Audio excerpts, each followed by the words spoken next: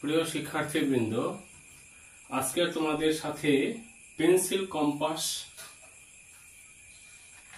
এই যে pencil compass, এটা নিয়ে আলোচনা করব। তা সবার প্রথমেই পেন্সিল কম্পাস কাকে বলে এটা একটু জেনে নেওয়া যাক, আর পেন্সিল কম্পাসের বৈশিষ্ট্য এবং তার ব্যবহার এটা একটু জেনে নেওয়া যাক। তবে তারপরে পেন্সিল কম্পাসের একটু কাজ আমাদের বইতে একটা দেওয়া আছে, আমরা সেটা করব। তাই সবার প্রথমে এই যে পেন্সিল কম্পাস কাকে বলে একটু লিখে নাও। তাই সংজ্ঞা, মানে পেন্সিল কম্পাসের সংজ্ঞা কাকে বলে, যদি সংজ্ঞা কেউ দিতে চায় বা জানতে চায়, বা তোমরা তোমাদের মতো লিখতে পারো। সংজ্ঞাটা লেখো, আমি বলছি। এটা থাকে কোথায়? জ্যামিতি বাক্সের মধ্যে। তাই সবার প্রথমে এটা লিখো,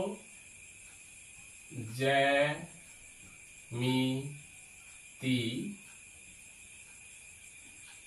বাক্সের, জ্যামিতি বাক্সের মধ্যে, জ্যামিতি বাক্সের মধ্যে যে, এটা কি, এটা একটা যন্ত্র, যে যন্ত্র কি বলো, এটার কটা বাহু, একটা একটা দুটো বাহু, সেই কাটা কম্পাসের মতো। যে যন্ত্রটির দুটি বাহু বিশিষ্ট, যে যন্ত্রটি, একইভাবে লিখবো, দুটি বাহু বিশিষ্ট, দুটি বাহু বিশিষ্ট, যার, দুটি বাহু বিশিষ্ট, যার একটা বাহু এইটা যেটা কাটা আছে, আর একটা বাহুতে পেন্সিল আছে, ওটাই লিখবো। বাহু বিশিষ্ট যার, এখানে লিখি, যার কি লিখবো, এক বাহু, এক বাহু কাটা, নাকি এটা কাটা? তো এই যে কাটা, ঠিক আছে, কাটা যুক্ত, কাটা যুক্ত, এক বাহু কাটা যুক্ত, ও অন্য বাহু এটা কাটা যুক্ত, কিন্তু অন্য বাহুটা পেন্সিল যুক্ত, সেটাই লিখবো। এক বাহু কাটা যুক্ত ও অন্য বাহু কি লিখবো, পেন্সিল যুক্ত। অসুবিধা আছে? অন্য বাহু পেন্সিল, অন্য বাহু, বাহুতে পেন্সিল আটকানোর ব্যবস্থা থাকে, একটু বানিয়ে লিখি, অন্য বাহুতে পেন্সিল লাগানোর বা আটকানোর, পেন্সিল আটকানোর,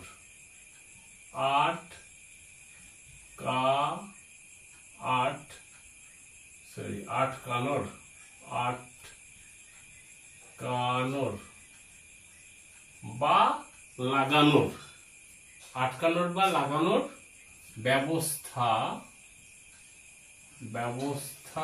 এই যে এখানে ব্যবস্থা করা আছে, এই যে লাগানো যায়, খোলানো যায়, ব্যবস্থা করা আছে, ঠিক আছে। আটকানোর ব্যবস্থা করা থাকে,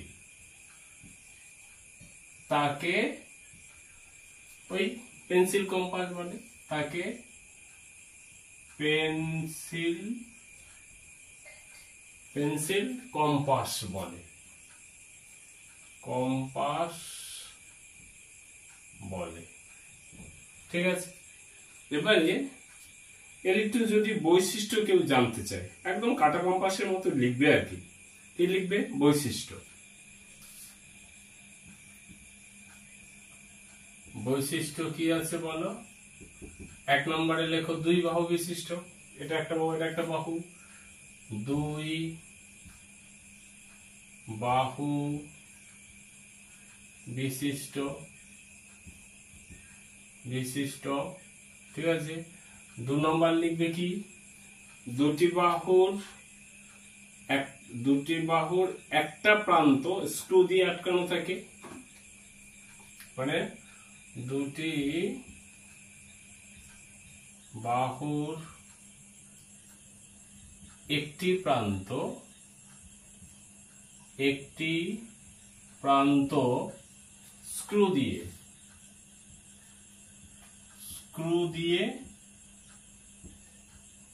আটকানো থাকে, আটকানো থাকে। আমি পেন্সিল কম্পাসের কাটা কম্পাসের যা বৈশিষ্ট্য লিখেছি সেটা একটু লিখবে, এখানে একটু আলাদা হবে। শুধু এখানে একটা বাহু কাঁটাযুক্ত, অন্য বাহুটা পেন্সিল, মানে এই সংজ্ঞাটার যেটা আর কি। 3 নম্বরে লেখো একটি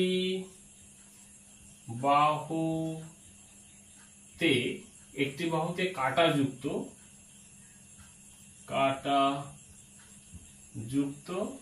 ও অন্য বাহুটিতে পেন্সিল লাগানোর ব্যবস্থা থাকে। পেন্সিল লাগানোর বা আটকানোর ব্যবস্থা করা থাকে। ঠিক আছে, তারপর লিখবে ওই তোমরা কাটা কম্পাসের বৈশিষ্ট্যটা দেখে নাও। এটাকে একটা নির্দিষ্ট দূরত্ব পর্যন্ত বাড়ানো যায় বা কমানো যায়। আমি এটা লিখছি না, এগুলো তো পরীক্ষায় আসে না, জাস্ট বৈশিষ্ট্য তোমাদের জানানোর জন্য লিখছি আর কি। হয়ে গেল এটা। এবারে আমরা জানবো এর ব্যবহার। ঠিক আছে, এই ব্যবহারটা লেখার আগে এটা একটু পরিষ্কার করে নিই। এবারে আমরা জানবো কি, এই যে পেন্সিল কম্পাস, এই পেন্সিল কম্পাসের ব্যবহার।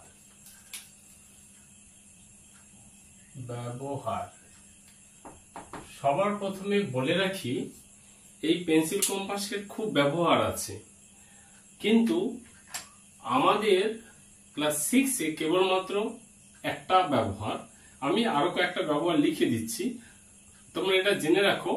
মানে 6-এর এই অধ্যায়ে, মানে এখন যেখানটা আলোচনা করেছি সেই জায়গায় কেবলমাত্র একটা আলোচনা আছে, পরে আমরা এক এক করে জানবো। আমি তার জন্য কয়েকটা ব্যবহার এখানটায় লিখে দিচ্ছি। ঠিক আছে, তোমরা লিখে নাও। তা সবার প্রথমে 1 নম্বর লেখো বৃত্তচাপ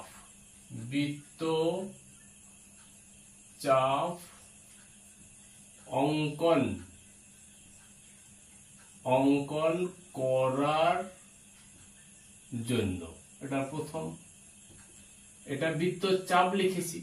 2 নম্বরে লেখো বৃত্ত অঙ্কন করার জন্য। এবার বৃত্ত অঙ্কন করব মানে একটা নির্দিষ্ট ব্যাসার্ধ থাকবে, তার জন্য নির্দিষ্ট ব্যাসার্ধ নিয়ে, তার জন্য এটা লিখি নির্দিষ্ট ব্যাসার্ধ। ঠিক আছে, নির্দিষ্ট ব্যাসার্ধের নির্দিষ্ট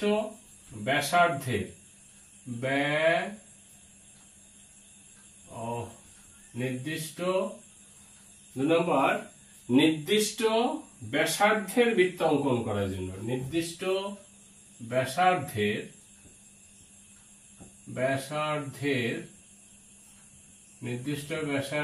বৃত্ত অঙ্কন করার জন্য। ঠিক আছে, 3 নম্বর নির্দিষ্ট ব্যাসের, এটা যেমন নির্দিষ্ট ব্যাসার্ধের বৃত্ত অঙ্কন করার জন্য, তেমনি নির্দিষ্ট ব্যাস, যদি ব্যাস দেওয়া থাকে, নির্দিষ্ট ব্যাস দেওয়া থাকলে সেখান থেকেও বৃত্ত অঙ্কন করা যাবে। আমরা পরে শিখবো। নির্দিষ্ট ব্যাসের বৃত্ত অঙ্কন করার জন্য, সময় বাঁচানোর জন্য লিখলাম। 4 নম্বরটা লেখো একটা সরল রেখাংশ, মানে এরকম যদি কোনো সরল রেখাংশ থাকে, তাকে সমদ্বিখণ্ডিত মানে সমান 2 ভাগে ভাগ করার জন্য। এটাকে লেখো নির্দিষ্ট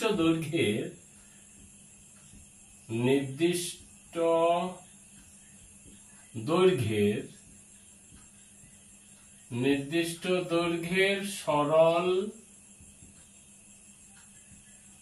রেখাংশকে সমদ্বিখণ্ডিত করার জন্য বা সমান 2 ভাগে ভাগ করার জন্য। সমদ্বিখণ্ডিত করার জন্য মানে সমান 2 ভাগে ভাগ করার জন্য। এটা যেমন নির্দিষ্ট দৈর্ঘ্যের সরল রেখাংশকে সমদ্বিখণ্ডিত করেছি, তেমনি যে কোনো একটা কোণ যদি দেওয়া থাকে সেই কোণকে সমদ্বিখণ্ডিত করার জন্য, মানে সমদ্বিভাগে ভাগ করার জন্য, তার জন্য লিখব নির্দিষ্ট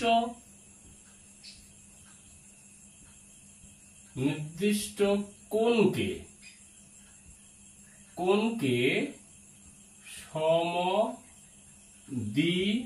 সমদ্বিখণ্ডিত করার জন্য। ঠিক আছে, এবারে আর একটু বলে দিই তোমাদের এটা সুবিধা হবে। সেটা হচ্ছে যে ধরো এই একটা সরল রেখাংশ, এই সরলরেখাংশের উপরে একটা বিন্দু নাও, সেই বিন্দু নিয়ে এই বিন্দুতে লম্ব আঁকান অঙ্কন করা যাবে কম্পাসের সাহায্যে। অথবা এই একটা বিন্দু সরলরেখাংশ নাও, সেই রেখাংশের বহিস্থ একটা বিন্দু, সেই বহিস্থ বিন্দু থেকেও এই সরলরেখার উপরে লম্ব টানা যাবে, এখানে 90 ডিগ্রি আঁকা যাবে। মানে তার মানে যেটা বললাম যে সরলরেখাংশের উপরে এই বিন্দু যদি দেওয়া থাকে, এই উপরে বিন্দুটা ধরলাম পি, আর এক্ষেত্রে সরলরেখার বহিস্থ বিন্দু ধরলাম এটা কিউ। এই সরলরেখার মানে অন্তঃস্থ বা সরলরেখার উপরে কোনো বিন্দু অথবা সরলরেখার বহিস্থ কোনো বিন্দু থেকে ওই সরলরেখার উপরে লম্ব আঁকান করা, মানে লম্ব আঁকার জন্য। এগুলো একটু পরে কাজে লাগবে, তো আমি একটু লিখে দিচ্ছি, যেহেতু বলছি মানে পেন্সিল কম্পাসের ব্যবহার, পেন্সিল কম্পাসের এগুলো দিয়ে করা যাবে আর কি। এখন আপাতত জেনে রাখো, ঠিক আছে? তাই কি করব আমি বললাম যে সরলরেখার উপরিস্থিত সরল রেখার, ঠিক আছে, বা সরল রেখাংশের লিখে, এটা সরলরেখাংশ লিখেছি যেহেতু,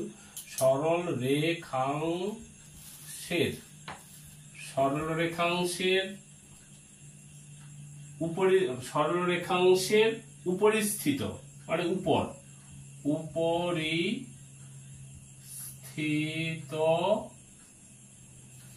বা বহিস্থ মানে বাইরে, বহিস্থ কোন বিন্দু থেকে ওই সরলরেখাংশের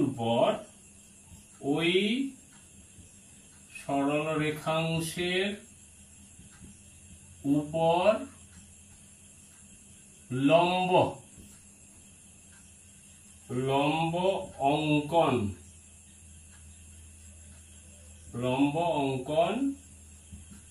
করার জন্য। ঠিক আছে, 7 নম্বর আরো আছে অনেক, চাঁদাবাদী। ঠিক আছে, আচ্ছা তার আগে আরেকটা বলি, ধরো কোন একটা সরলরেখা আছে বা সরল রেখাংশ আছে, এই সরলরেখাংশের মানে সরলরেখাংশের সমান্তরাল, মানে এর সমান্তরাল আরেকটা সরলরেখাংশ বা সরলরেখা হলে আরেকটা সরলরেখা অঙ্কন করা যাবে এই পেন্সিল কম্পাসের সাহায্যে। তাই লিখবো সমান্তরাল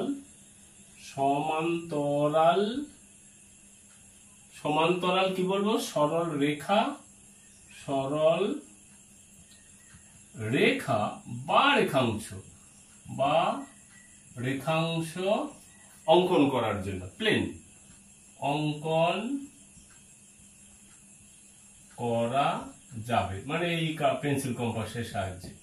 ঠিক আছে, আরেকটা বলছি খুব গুরুত্বপূর্ণ, এটা খুব কাজে লাগবে তোমাদের, সেটা হচ্ছে চাঁদা দিয়ে আমরা কোণ আঁকি, কিন্তু এখানে চাঁদা বাদে কিছু কিছু কোণ কম্পাসের মানে পেন্সিল কম্পাসের সাহায্যে আঁকা যাবে।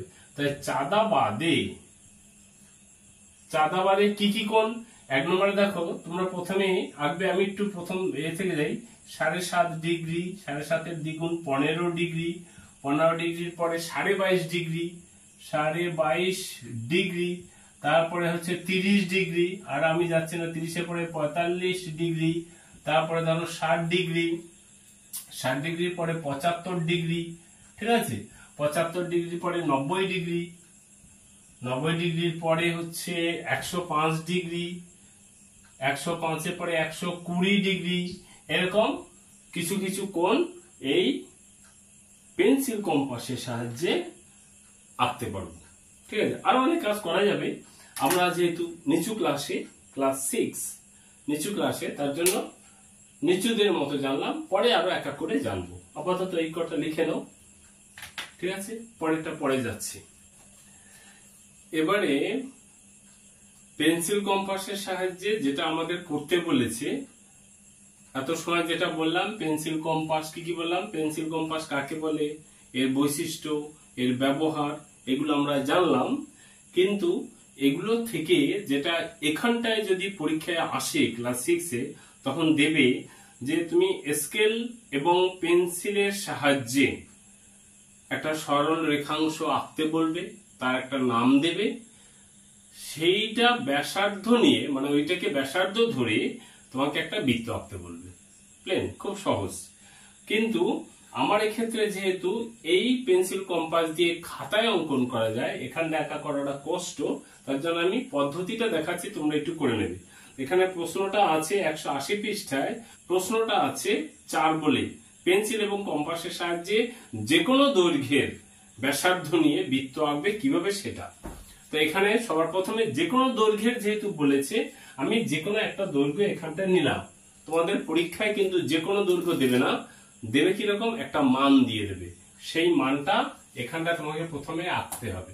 ধরলাম আমাকে এখানে যেহেতু যে কোনো দৈর্ঘ্য বলেছে, আমি এখান থেকে এটা একটা নিলাম। কত হলো, এই যেটা আমি পেলাম মোটামুটি ভাবে এটা 10 সেন্টিমিটার, আমি এটা নাম দিলাম। আমার বইতে যেহেতু এবি 2.4 নিয়েছে, আমি এটা 10 সেন্টিমিটার নিলাম। 10 সেন্টিমিটার 10 সেন্টিমিটার এবি রেখাংশ নিলাম। এইটাকে কি করব, এইটাকে আমার ব্যাসার্ধ ধরে বৃত্ত আঁকবো। পদ্ধতিটা কি একটু বলে দিচ্ছি। পদ্ধতি, প্রথমে এই পেন্সিল কম্পাসটা নিয়ে তুমি কি করবে, এই মানটাকে তুমি নিলে, মন দিয়ে আগে শোনো, দেখো ভালো করে, এই যে এই ব্যাপারটা, এই যে নিলে, লম্বন ভুল না হয় সেটা তোমরা আগে দেখে নেবে, ঠিক আছে। তো এইটা নিলে ব্যাসার্ধ, এটা বৃত্তের, এটা ভালো করে এটাকে টাইট করে দেবে। আবার এটা দেখে নাও ভালো করে, এই যে সুন্দর করে এটা আমার হয়েছে। এটা এই ব্যাসার্ধটা নিয়ে তুমি কি করবে, আমার এই কম্পাসের মানে তোমার এই খাতায়, তোমার আমার এখানে এটা সমস্যা বোঝা যাবে না, আমি একটু দেখিয়ে দিচ্ছি। এখানে এই যে দৈর্ঘ্যটা নিলে, এটা ব্যাসার্ধ, এবার তুমি এখানে একটা জায়গায় এরকম ধরে একটু চাপ দিয়ে দেবে যাতে ঘুরে না যায়। চাপ দিয়ে তুমি এরকম কি করবে, এরকম সুন্দর করে এরকম নিয়ে এরকম আঁকবে। তো এক্ষেত্রে আমার কিন্তু তোমরা দেখতে পাচ্ছ না, কারণ এটা পেন্সিল, আর এইখানটায় আমার এই কালারিং পেন লাগানোর ব্যবস্থাটা নেই। তার জন্য আমি জাস্ট একটু এরকম করে দেখিয়ে দিচ্ছি। এরকম একটা বৃত্ত ধরো আঁকলে, ঠিক আছে। এবার এইটা হচ্ছে ধরো তোমার এ বিন্দু, এইটাকে এই নাম দিয়ে দিলে, ঠিক আছে। এ যদি না দিতে চাও, এখানটা একটা নাম দিয়ে দিলে, এটা ধরো ও বিন্দু, যে বিন্দুটাকে কেন্দ্র করে আমি এই সুন্দর করে ধরলাম। এবারে এই এবির ব্যাসার্ধ নিয়ে এখানটায় ধরে এবারে আঁকলাম। এবারে এই যেটা পেলে, এখান দিয়ে এটা স্কেল দিয়ে যোগ করবে, এই যেটা পেলে সেটা হচ্ছে তোমার 10 সেন্টিমিটার। মনের ভুলেও হাত দিয়ে টানবে না, তোমরা যেটা টানবে আমার স্কেল দিয়ে টানবে। এটা আমার হাত দিয়ে টানাটা অন্যায়, ঠিক আছে। এটা যদি কেন্দ্র হয়, এই যে এখানটা এরকম ধরে এইটার সাথে এইটা যোগ করে দাও, হয়েছে। এখানে একটু গন্ডগোল হয়েছে। এই যে এটার নাম দিলাম আমি ও, এবারে নাম দিলাম, এটার নাম দিলাম পি। এই ও পি, আচ্ছা তার আগে একটু বলে দিই, এই যে এই ওটা হচ্ছে যে বিন্দুকে কেন্দ্র করে ঘুরেছে, সেই বিন্দুটা হচ্ছে এই বৃত্তের কেন্দ্র। ও হচ্ছে কেন্দ্র, আর ও পিটা হচ্ছে বৃত্তের ব্যাসার্ধ। এই ওপিটা হচ্ছে কিন্তু এই এবি, মানে এবি সমান করে বৃত্ত এঁকেছি ব্যাসার্ধ নিয়ে, তখন এইটাই কিন্তু 10 সেন্টিমিটার।